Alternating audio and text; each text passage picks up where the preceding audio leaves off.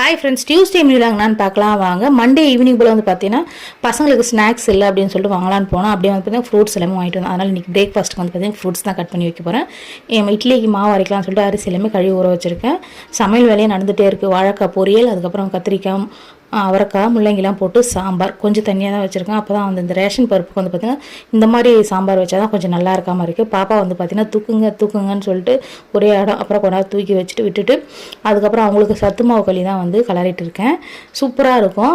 பால்வாடியில் கொடுக்குற சத்து மாவு களி தான் அவங்க சாப்பிடுவாங்க.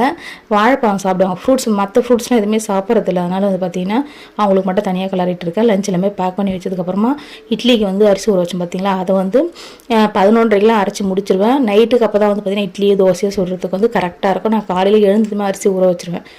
11:30-12 மணிலாம் அரைச்சிட்டுனா ஈவினிங் போல் வந்து பார்த்திங்கன்னா நல்லா புளிச்சிடும். நைட் டின்னருக்கு வந்து இட்லியும் அதுக்கப்புறம் வந்து பார்த்திங்கன்னா க்ரீன் சட்னி சாம்பார் தான் வச்சுருக்கேன்.